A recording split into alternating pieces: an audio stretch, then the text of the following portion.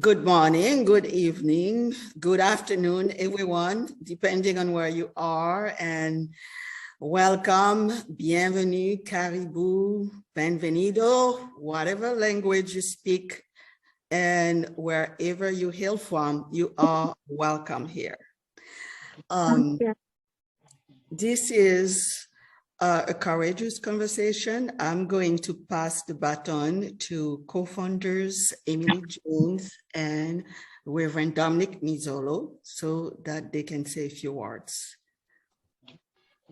So I don't know if we need to add a welcome to that. Marie Rose, you always do such a warm welcome, but we're going to just do a little hello. My name is Emily Nielsen Jones, and Reverend Dominic Mizolo and I got this project going. The name of it is The Girl Child and Her Long Walk to Freedom. And sadly, it is a long walk. And the reason we got this project going is the needle was going backwards. At least I was seeing it in my own religious pond in American evangelicalism. And around the world, everywhere I went, women were saying the same things. And we have girls our own, right, Dominic? And we believe in faith, but we also know we need to do our work if we really want it to be liberating.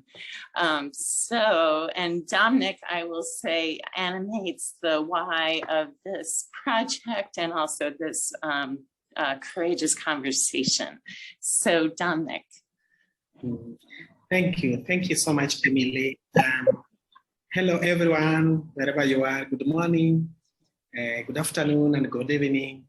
I'm glad talking to you from Bondo, Kenya, and I'm one of the founders for the Girl Child and Her Long Walk to Freedom. I'm also the founder of Institute for Faith and Gender Empowerment. I want to encourage you as we go through courageous conversation that it is God who actually liberates his or her people. So we are walking along the journey of God's own journey of freedom, as calling both men and women to have the freedom that comes from the good news of Christ, that we are both free, male and female. So friends, I'm so encouraged to know that many people are joining our team and also the reading journey. And I know that by the grace of God, this reading journey is going to go globally everywhere, and if we learn about the Girl Child and Her Long Walk to Freedom. Please, thank you so much and welcome. So before we dive into our dialogue, we invite you now to watch a video, which is 4 minutes, and it's sort of a summary of the reading journey.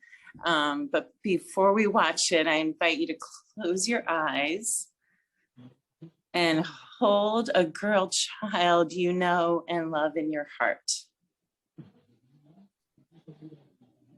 Hold in your mind her agency, her life force to chart her own course in the world.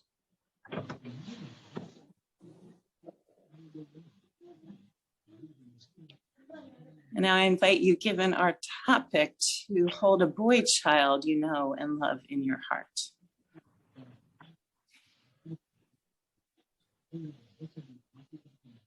And invite them into our dialogue this morning, this afternoon, whatever time it is. As Dominic and I often say, it's afternoon for us, but still morning for our world's girls and our world's boys.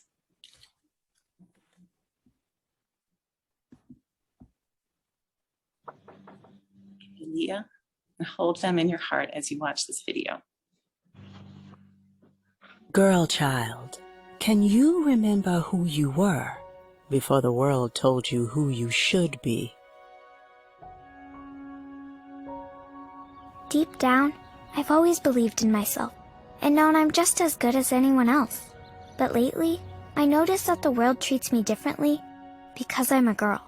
From sunrise to sunset, my sisters and I do chores at home, while my brothers get to do whatever they want. And I see my mother carry the full burden of tending to our family.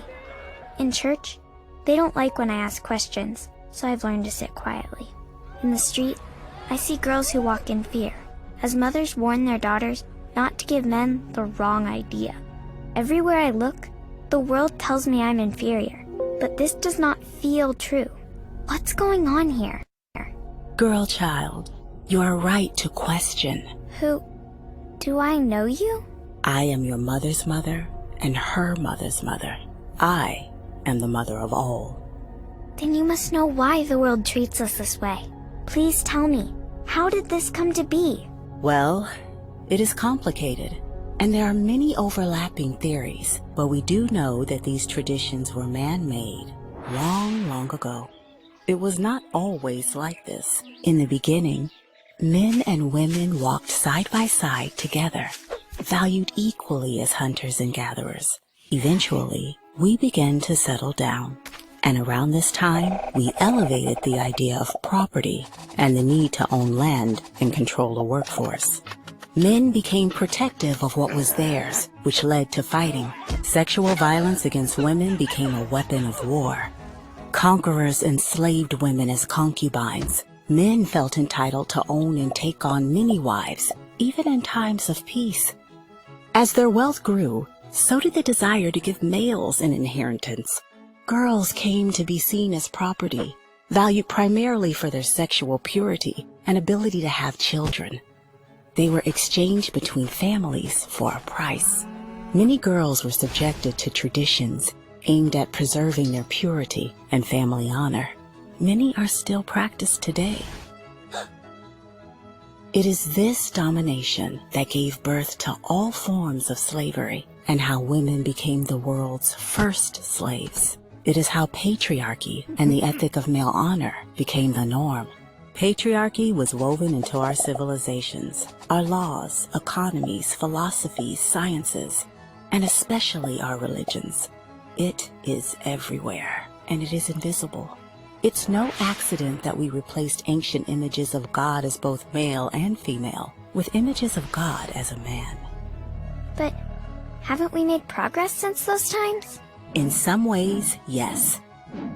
But in many ways, we're still moving in the wrong direction. But what can I do when patriarchy is everywhere? I can't turn my back on my family or my faith. There is a spiritual path to liberation in the Bible and other religious traditions, but we must be brave and question what isn't working. Women and men, girls and boys, even the earth itself are suffering under the domination of patriarchy. To heal our land, we must bravely untangle our traditions from this oldest oppression. What was made by our hand can also be unmade. We must keep walking the Exodus path from slavery to the freedom of the Promised Land. Imagine if we could re-know the beautiful world that was meant for all God's children. A world where girls can grow up feeling safe and equally valued? A world where both boys and girls grow up to be all they were meant to be. Girl child, your curiosity has set you on a path many others have walked before you. Because of their work, we know the way forward, but there's a lot more to do and more truth to discover. Are you ready to take this journey with me?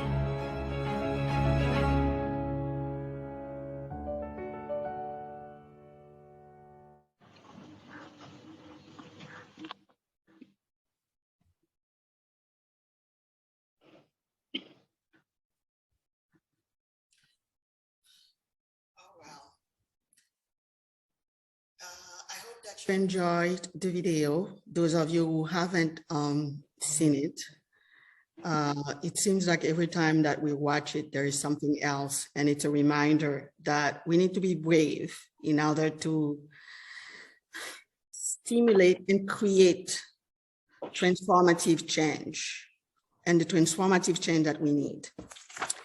So at this stage, I just want to say something very quickly. Some of it is disturbing, the fact that there is a study that was co-sponsored by the Gates Foundation that basically shows that it will take another 100 years for our world and societies to achieve gender equality. So where are we at today?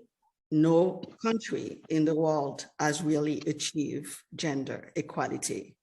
And as it stands recently, and Emilia mentioned it, and unfortunately that's the truth, especially with the pandemic recently, what we have giant steps backwards. With the impact of the pandemic, you've had increased teenage pregnancies, rapes, child marriages, and women dropping out of work, and everywhere in the world, including the United States. So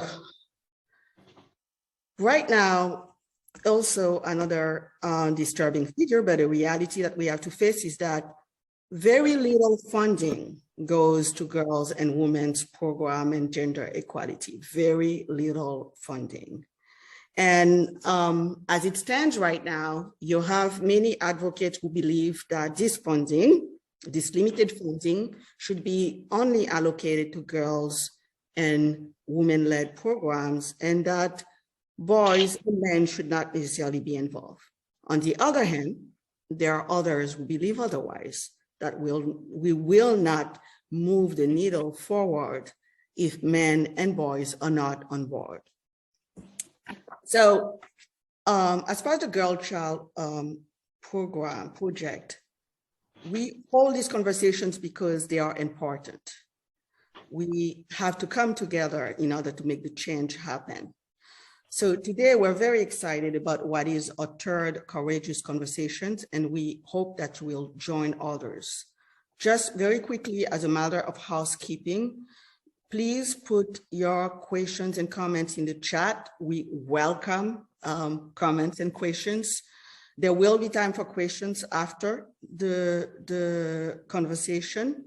And if people desire to do that, if we sort of like go a little bit over time, there could be a few more minutes for people who are interested in staying. So it is a pleasure and a privilege to introduce the panelists of today's Courageous Conversation. First, there is Caroline Onwuezobe. Caroline is a coordinator for Tearfund.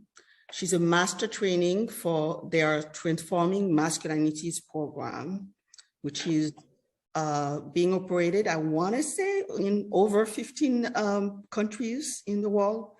And she also has been sort of like key in the Girl Child storybook project, which is being conducted in Nigeria right now. Welcome, and thank you so much for being with us, Caroline. Then we have Reverend Dr. Patrick Musembi, and Patrick, and Patrick is the Dean of Daystar University School of Arts and Humanities. And we also had the pleasure of having him be a Girl Child Long Walk, fellow last year. So without any further ado, I will sort of like pass the baton and welcome again, Patrick, for being with us today. And I believe that you will also have your daughter say a few words, and we're excited to hear about, excited to hear from her. So welcome, and I will pass the baton to Caroline. Caroline, please. Thank you so much, Marie-Rose. Good morning, good afternoon, good evening, everyone, depending on where you're at. I'm Caroline Onwuezobe. I work with Tearfund Nigeria as the Sexual and Gender-Based Violence Coordinator, and I also coordinate the Maternal and Child Health Response Program. Yeah, in this room with me, I have two couples from the community. They said they want to join this conversation, and if time permits, maybe they could also share one or two experiences from the impact of the program that we've had in our communities. The program which we had, Becoming Who God Made You to be. So I have a PowerPoint presentation. So I don't know, I'll take some minutes to go through, and then I'll give the remaining time to them to also say one or two words, if that is okay. So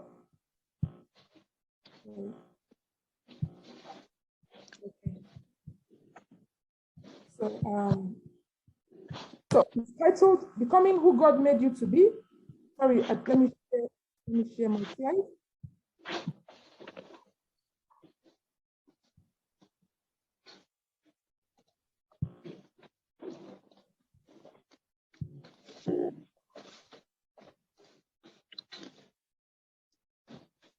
Sorry, can we all see this? Can we all see what I'm sharing?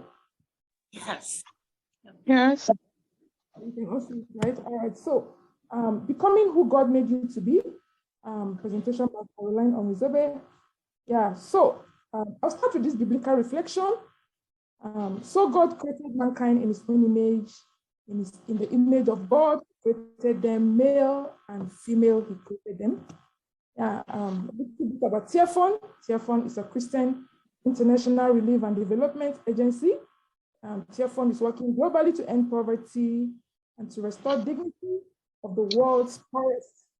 So Tearfund operates in more than 50 countries in the world, and Tearfund has a vision to release people from poverty, all types, all forms of poverty. Yeah.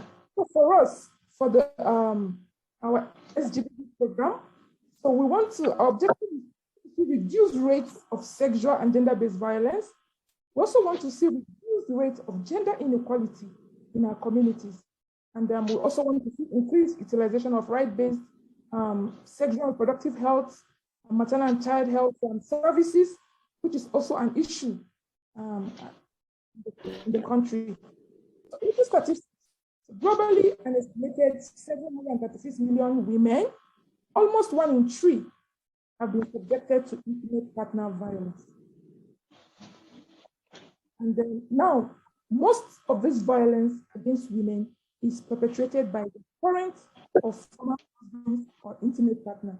And you see, this is the reason why for us in Tearfund, we also involve the men. That is why we need the men as our ally, in our work to reduce or to stop or to end sexual and gender-based violence and to promote gender equality. So we have 2 approaches to ending sexual and gender-based violence. One of the approach we have is there's a model we call transforming masculinities. So this model will see community leaders, community members, everyone in the community that have gone through it, speaking out on sexual and gender-based violence issues. And it will also see community members challenging harmful social norms. Some of these harmful social norms is embedded in our religious beliefs. And we also want to see them speaking out and ensuring justice. So the second approach we have for us in Tearfund is using the survival approach. First, having an environment where people who have gone through violence have come and they have safe spaces, and they try to move from being victim to survival. And we do this using the peer support group. And also, not just that, we also want to see how they could come together and, and also talk about issues that affect them. So we have, last year we started a program. It's a 12-month pilot project with the Girl Child Project. This project is where the transformed masculinity intervention was used through an adaptation of the Work to Freedom video. Sorry, this video we just watched was adapted into a storybook for children. Because one of the things we noticed is that in our intervention with transforming masculinity, we focus on men, women, adolescent boys and adolescent girls. And we do not focus on the children. So this was an adaptation of the video into a storybook. And this was a pilot It was a pilot, and the partner in Nigeria that piloted it is the Upper Eighth Ministry, Community Integrated Health Advancement, called FIDA. And we used 4 communities, 4 church communities. In Nigeria, we used Ampan West, Isaloy community, Miango community, and Kabon community. So in each of these communities, we had 10 families. We had 10 families go through the community dialogue session, and we have their children between the ages of 6 to 12 go through the Sunday school session using the book that was translated from the video. So let me read this quote from what one of the girls said. Mariam, my parents used to tell me that my brother is more important than we the girls, and he was treated specially. My dad told me, and so this changed when I attended the community dialogue session. My father had stopped hitting my mother. He apologized for this. My dad now stays at home discussing with me and helping me with my homework. He has time for me, and for the first time, my dad told me I am valuable. You could see the joy on this little girl's face, that for the first time, her daddy told her, you are valuable, you are someone, you know, I love you, you have worth. This was a girl that was told, you're a girl, your brother has more value than you. And this happened because the parents went through the community dialogue session. Now, the community dialogue session is a session where you have a single male session and a single female session for 5 weeks. And at the 6th week, both the men and the women come together. And every week, they have a topic to discuss on sexual and gender-based violence, topics on what is SGB, the root causes, SGBV and faith, you know, and some other power activities that goes on. Another quote from a participant, this is from a pastor. My participation in the transforming masculinity training has also helped me as a parent. Because culturally, we give more attention to the boy child than to the girl child. And also in terms of training. This has helped me to share roles to the extent I now wash plates. Now, maybe we could, the pastor said he has never, but because of his participation in the Transforming Masculinities model, program community dialogue, he said he now washes plates and it's not seen as a problem.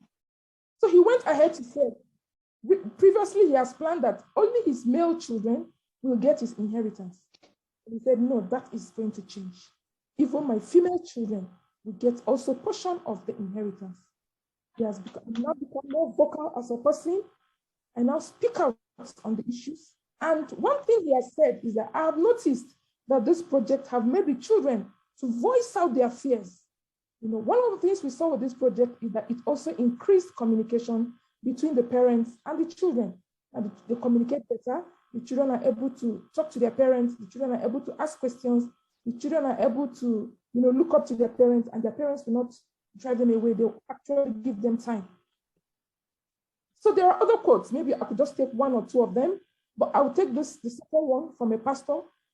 I used to see issues concerning women and girls as unimportant. In fact, why would I waste my time with such insignificant issues? This training has opened my eyes as a church leader. It is very important for me to be involved and take action. And at the end, he said, God help me. Now, these are some of the quotes that we have from men, women, pastors, and the children who have gone through the community dialogues, and the children who have gone through the Sunday school sessions with the Sunday school teachers. So we also have an activity called sensitive issues. Now, for us here, we have some issues that people consider very sensitive. One of the issues is issues that have to do with sexual and reproductive health. People do not talk about it with their children. They do not talk about it in the church because this has issues of, it's very sensitive. They look at it as, in our culture, this is not what we should be talking about. So we also have an issue where we work with the churches We work with community members to ensure that our churches are safe space where these issues will be discussed.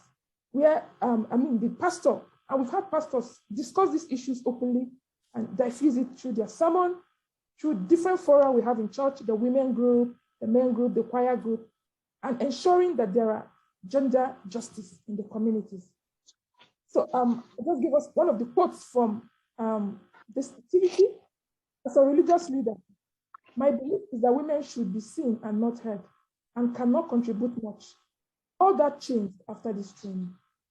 And there's something actually happened. So because of the norms, we are starting the change of social norms today, and it will continue. The women should relax. We, the men, will share the food and serve the women, starting from this workshop and beyond. So now, if the power play here is that in the culture, it is the women that cook, is the women that we serve, is the women that we do the dishes, is the women that we keep. So after this training of pastors and their wives and church leaders, the men, they said, no. We are starting the women, and the women found it very, very, some of them were not, because the boxes, they were not happy to come out of that gender box where the men will serve them food. But the men said, no, you relax, we will do that. And we have followed up, and some of these pastors, some of these men are actually still doing that till date. So I will end with this little reflection. There is no Jew. Okay. There is no male, no female. You are all one in Christ Jesus. So men should be involved.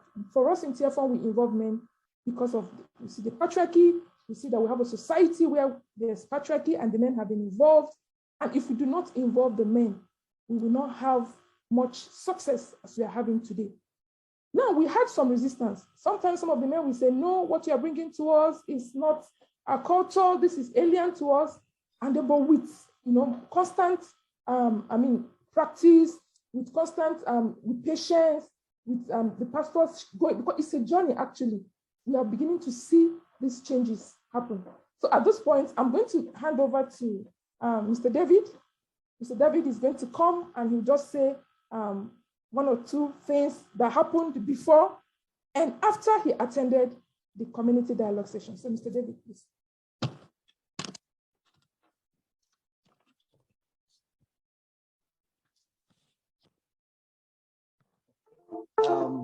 Good afternoon, everyone, because for us here in Nigeria, it's afternoon.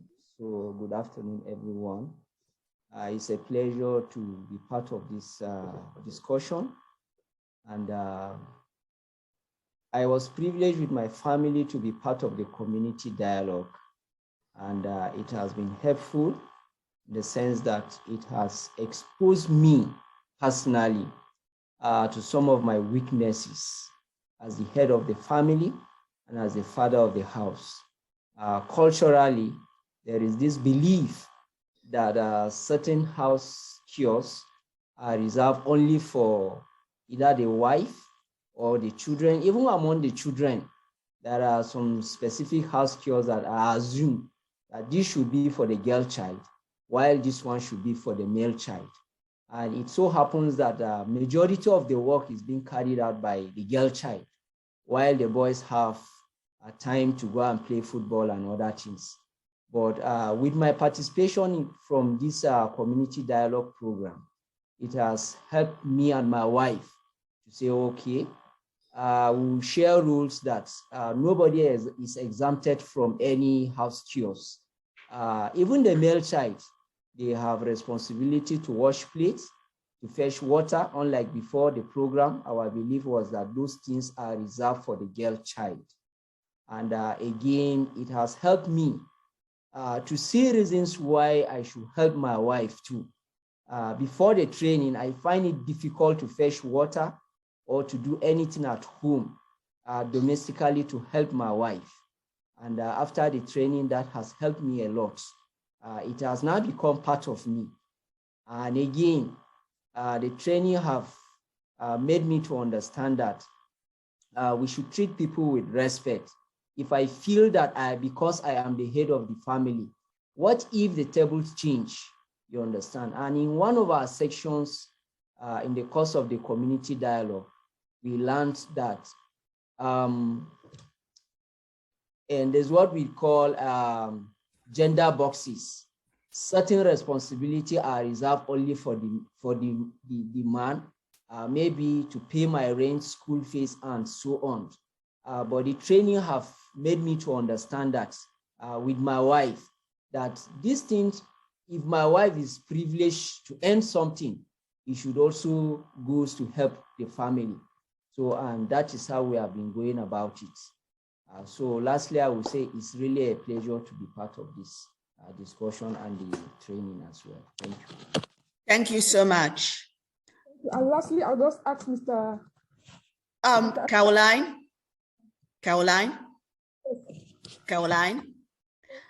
Hello, Caroline. I just want to say, because, and I feel terrible because I think it's wonderful to have these contributions, but in the interest of time and presentation, we can only have so much time. So please thank your colleague here for his testimonial, and thank you so much for your presentation and for giving us an idea about why it's important, and for hearing from a man just why it's important, you know, for him to be able to shift the way he thinks, and for him to be involved, get training, and the impact that it has not just on individual people, okay, but on families and communities. Thank you. Thank you so much. Now, Patrick, if you are ready, could you please, we are ready to hear your conversation, your comments and your presentation, sorry. Thank you for that. And I want to appreciate my colleague, Caroline, for such a beautiful presentation that you've just done. I will pick from where you have left, and I will be sharing this presentation with my daughter. My daughter is turning 17, and she will be giving us perspectives from a teenager so that we can understand the experiences that teenagers go through in the communities and in school where they belong. I did a very quick survey from my university Daystar in readiness for this presentation, and allow me just to look at this one slide and engage on it a little bit.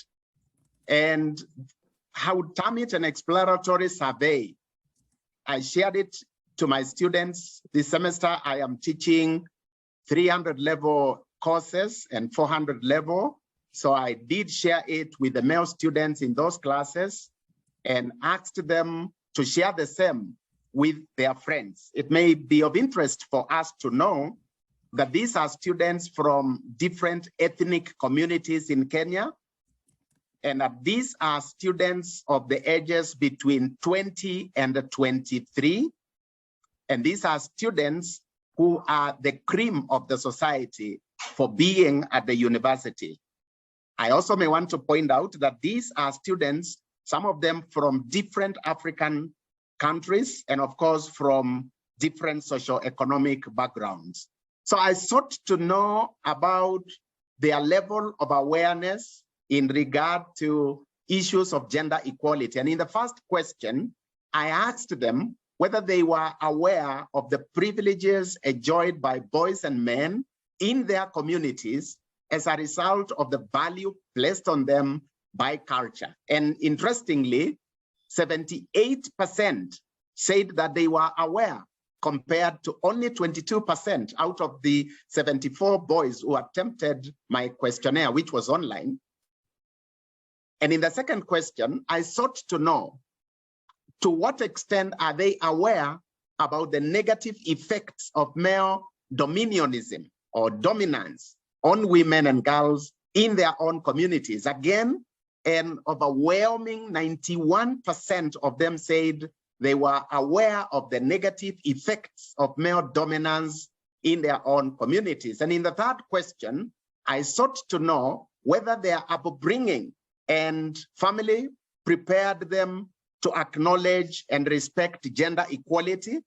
And again, interestingly, a majority, 82%, said that their upbringing and families did prepare them to acknowledge and respect gender equality. And this was quite interesting for me if I look at that first set of questions, because it proves the existence of a disconnect. It's just clear that there is a disconnect, and not different from what Caroline has just shared. In terms of their knowledge and level of awareness, it's very high. The boys in my university, and if we extrapolate and increase the numbers here, I don't think the statistic would be any different. So in terms of their knowledge about the privileges they enjoy, in terms of their knowledge, in terms of the negative effects of male dominance in society, and in the question of their upbringing and family preparation, they say they were prepared. They say they are aware. And then the question is, then why is it that we continue to experience teenage pregnancy in our country, like it was in the case of the lockdown and the pandemic? Then why is it that we continue to experience gender-based violence and all other forms of gender discrimination, if indeed this is the truth of the matter? How do we explain this disconnect? That was actually the question that came to me. And this was quite almost like an informal survey that I launched in my school. Could it be that the knowledge the boys possess, could it be that this knowledge that they possess is not effective to lead to behavior change? I'm asking myself that question. Could it be that the culture surrounding these boys glorifies and reinforces patriarchy and male dominionism? I am asking myself that question. Could it be that the boys take the privileges accorded to them by culture for granted? Could it be that they take them for granted and act without knowing? I am asking myself that question. And clearly, I tend to think what Paul says from my position in the church. Is it Romans 17:19 and he's 7:19 rather, and he says, "For I do not do the good I want to do. Instead, I keep on doing the evil I do not want to do." Could that explain what is happening? And if that is the case, then here is a rationale that men must be involved. There is need for an intentional program on mind shift, leading to the men changing their attitudes, their beliefs, because if they say they know, then why has it not led to behavior change? It means there is need to interrogate the programs that are in existence to know, what do they teach? Are they focused on knowledge, acquisition of knowledge? Because it appears in terms of knowledge, we are okay at this point in regard to men. But what is the culture around them? What do they talk when they go for a drink? What do they say when they join their male conversation and circles of men? Could it be that we need to enter there now and engage them? And could it be that this is what we are missing to move the needle, as we started earlier out saying? Could it be that it is the men that we need to be putting in place? Look at the second set of the questions that I asked. And I sought to know in question number 4, to what extent are they aware of any gender equality initiatives involving boys and men in their community? And here, the tables are turning. 65% of my students said they are not aware of any initiative involving boys and men, compared to only 35% who are saying they are aware of any. I proceeded to ask question number 5, and I sought to know whether they have attended any form of training on gender equality for the last 1 to 3 years. And again, another majority say no, 62%. They have not attended. And only 38% of my students said that they have attended that kind of a training. But again, I want to know, What kind of a training did they attend? What was the focus of that training? Could it again have been only for purposes of knowledge acquisition and not targeting their values, their attitudes, their belief? Could it be it is time now we need to focus and see whether we need to engage the men to change so that they can act differently from the statistics that we started seeing in the small documentary that we watched? Look at the last question, and it interested me. Could you be willing to participate in a gender equality program involving men and boys? An overwhelming majority, 85%, said, yes, they are willing. There we take it. There we are. Men want to come into such forums. But look at the 15%. That interested me. The 15% who said, no, we don't want to attend. No, we are not interested. Could it be because of patriarchy? Could it be because these are men who are shaped by their culture? Could it be that these are the ones that we should be going for, in addition to the 85% who are saying they are willing to attend? Now, for the sake of time, I would have shared more, but I want to invite my little daughter to come on the floor and share experiences of a teenager, and I call her Keletu. Keletu in my mother tongue means little girl.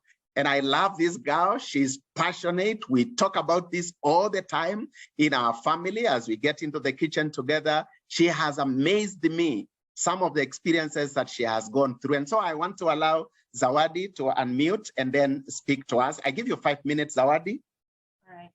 All right. Thank you for welcoming me to the stage. I'm glad to be here. My name is Zawadi. I'm 16, and I'm glad to share my perspective.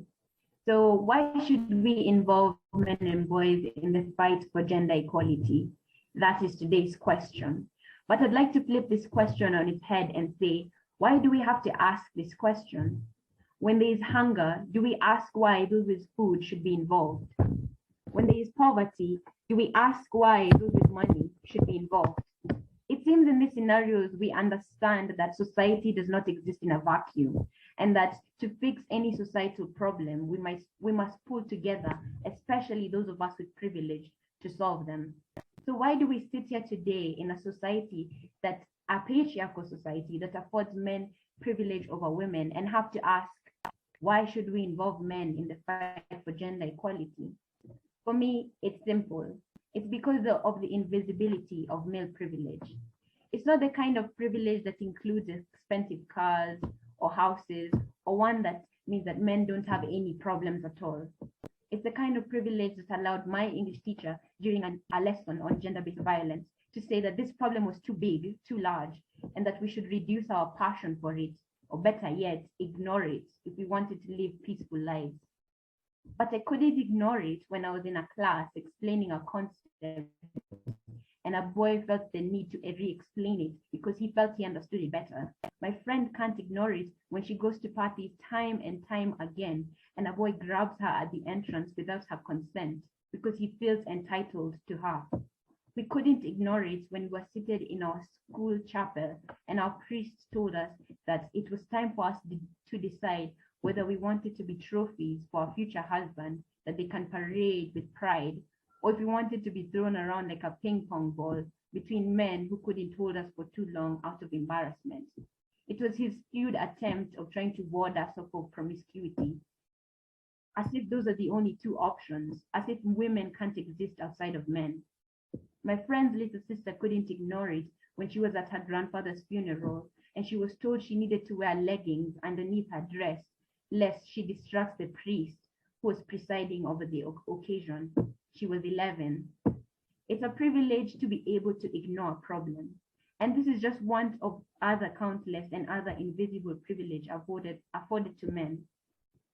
An example being that they are able to talk about their interests without being immediately interrogated. Like my friend, when she mentioned she enjoyed football, and the boys rushed to tell her to name every single player on her favorite team, because heaven forbid women be believed.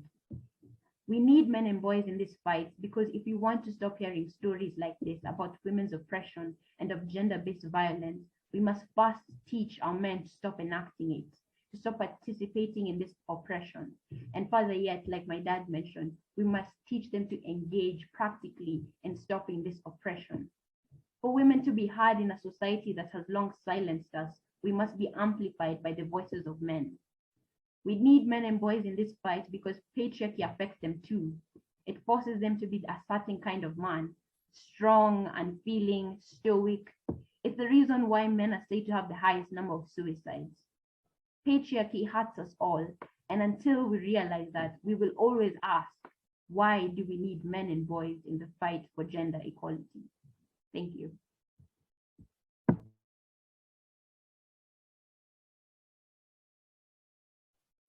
Thank you. Back to you, Mary Ross.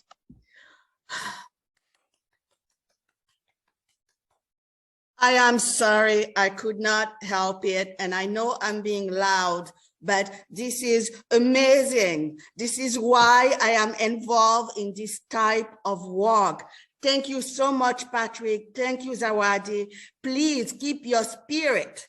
And I'm so glad that you have a father like Patrick to support it and not try to question it. And you're right. Why should we even ask this question? And it shows the weakness of our society and the craziness. At any rate, I'm sorry. Well, I'm not sorry, but I'm not sorry. This is wonderful. This is wonderful. Let's see. We have to check on time. This is amazing. Caroline, Patrick, Zawadi, this is an amazing, amazing conversation. And let's not forget David. Thank you so much. Let's see. We have 10 minutes. And I realize, and even though that was so rich, so engaging, and there are questions, comments. I know at one point I saw a raised hand. If you want to sort of unmute yourself and say something, please do so.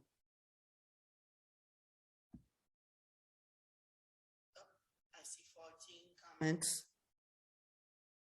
All right. Anybody? I saw a raised hand at one point. Comments, questions? I see a lot in the chat.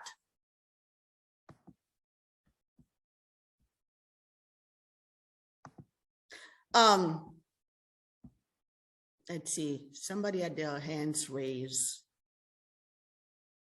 Mary Rose, I just want to say, this is just an incredible opportunity to hear from Reverend Patrick and Caroline and their families and team members. I work with widowed women in Western Kenya, and there is definitely a lot of issues surrounding just even when you don't have a husband as a head of a household. There's so much more still happening. And one question I had, which I think Reverend Musembi was alluding to as Caroline presented, was, Caroline, in the transforming masculinities model, what do you think is sort of like what makes the men kind of tick and say, okay, this needs to change? Because I think it connects to the question Reverend Musembi was sort of asking of, why are these 15% not wanting to engage? And then for those who want to engage, sort of what in the model or in the curriculum kind of makes them begin to have the aha moment and start changing their views and mindset. Caroline and Patrick, would you like to answer that?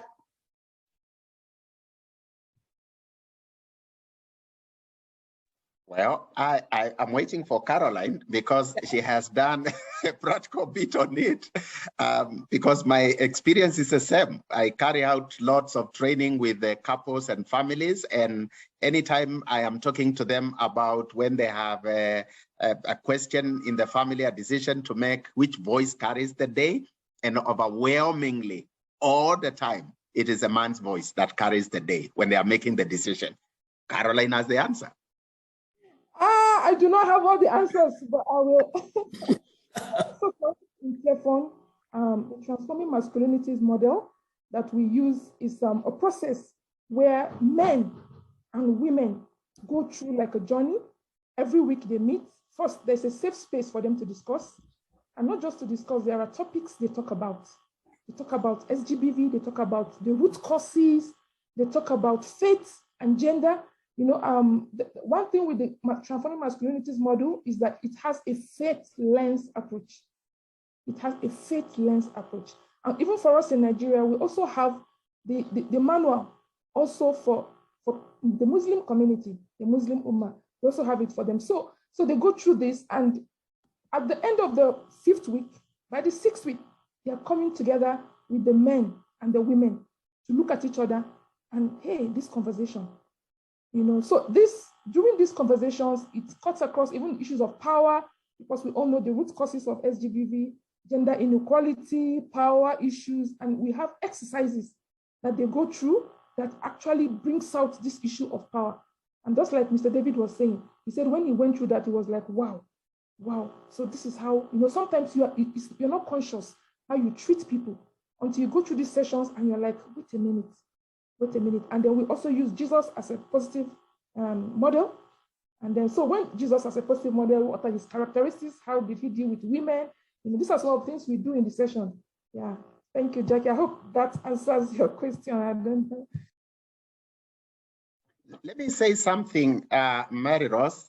I think what I hear from Caroline is the idea of faith community. So I think that gives a sense of a belonging to the men as they come out and talk about their success story and share their stories with others. There is a sense of community and feeling together, but this may not be said for men out there who do not have such a community, unless it is deliberately created, because the culture around the man isn't one that will support a man who comes out and talks about being influenced by his wife, for example, in decision making. So there is need for deliberate creation of some sort of communities that will give a sense of identity and a belonging to the men who are coming out against their culture to speak their stories to the community. Thank you. Thank you, Patrick. I think, and I can see Caroline is nodding, and all of us who have grown up, you know, and are working with sort of like community leaders and within communities, we know that this is true. This is true, and this is why it's important that people be connected to each other, that we hold this conversation, that there is some sort of a community support for this. This is not.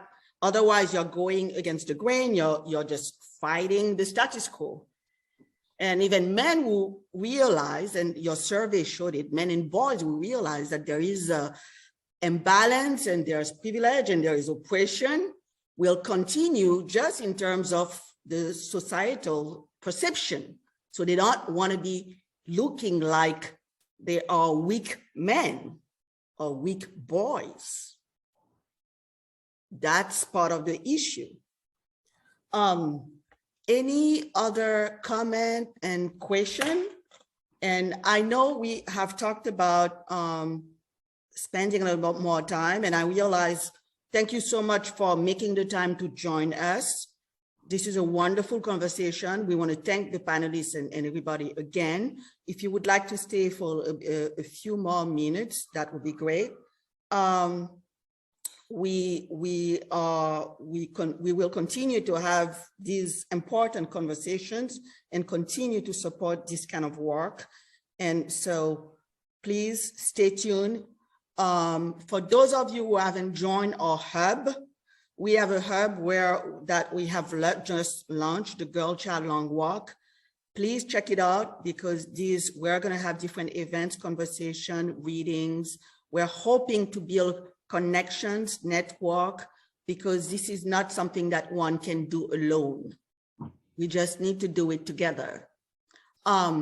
So any more questions? Anyone? Comments? Yes, Maria Rose, can I say something? Yes, of course. Thank you so much. I'm so grateful for my sister Caroline and the Reverend Patrick for this wonderful presentation. I just want to say one thing about male engagement or transformative masculinity. First, I want to thank Caroline and the Tearfund, because the model I'm working with the faith leaders and the men on transformative masculinity is from Tearfund. So one thing I've realized working with men and boys on gender equality or masculinity is that many times we find that because of the privilege that has been bestowed on us from religious perspective and also cultural perspective, many times men find it not easy to give up that power.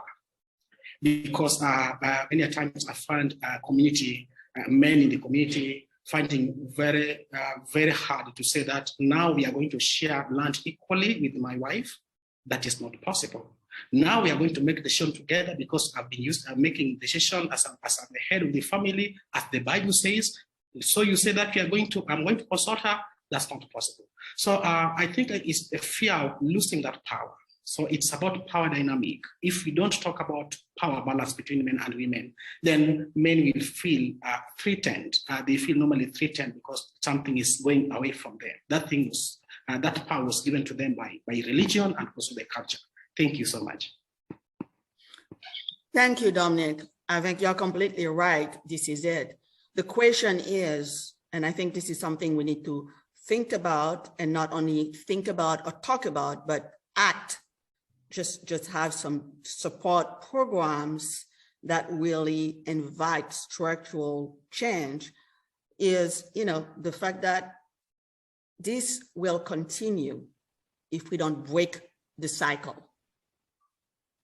So, and as we see the steps backwards, we just need to be more strategic, more thoughtful, and continue to have these conversations and support programs that tackle these issues. And as Zawadi said, why are we living in a world where we have to ask this question? Why? It doesn't even make sense. I see Michelle.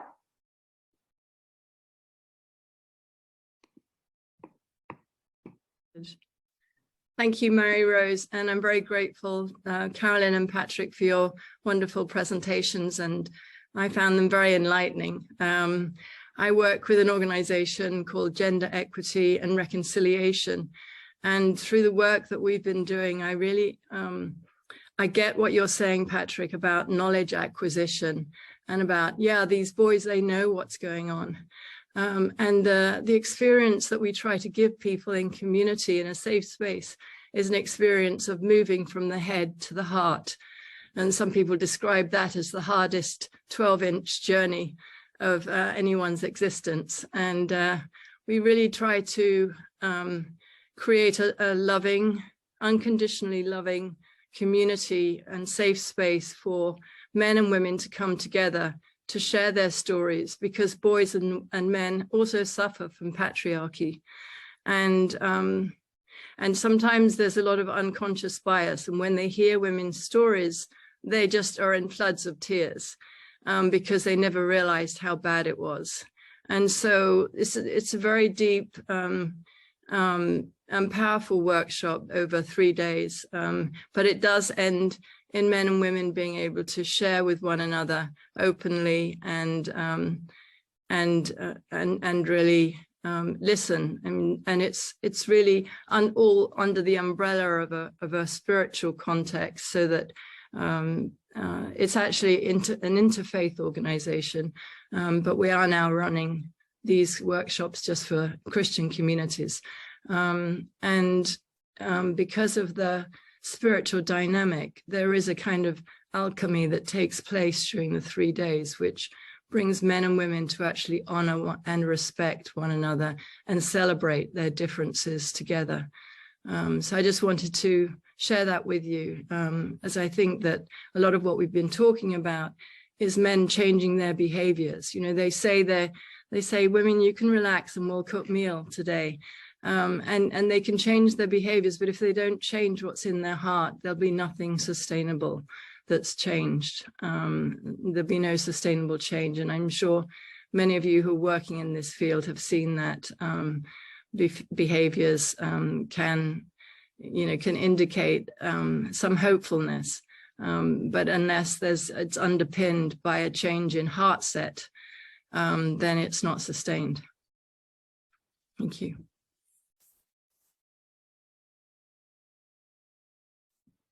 Thank you, Michelle. And I think you're completely right, because it's really a question of change of heart and really seeing and feeling and realizing what is what. But I think, Caroline, you mentioned something at one point and you said it's a journey. And, you know, it is a journey, because the reality is that for any change, even small ones, it takes time. Think about something that you try to change and you are even embracing it, and how long it took you to change your behavior. So this is where there needs support, and there needs to be sort of like consistent, not just support, but resolve and commitment. People have to be clear that this is something that they want to do. At any rate, I, once again, because I want to make sure that we don't keep people for too long, I really want to thank Caroline and Patrick and Zawadi and David for their presentations and their wisdom. And Caroline, did you lose your? And I'm, you know, I feel bad because I had to interrupt for the sake of time your colleague or your program participant and not get the testimonial. But hopefully we will get him some other time. And I think it was very powerful to hear from one of the men. Thank you for doing that. And Emily, did you want, and Dominic, did you want to say a word in closing? Sure. Well, it's lovely to see all of your faces. That's really what I'm feeling, and to know that we are together on the journey. It is not easy to do this work. It's so brave what you both, Patrick and Caroline, described. And the journey really is that we're trying to facilitate is, we want you to know you're not alone.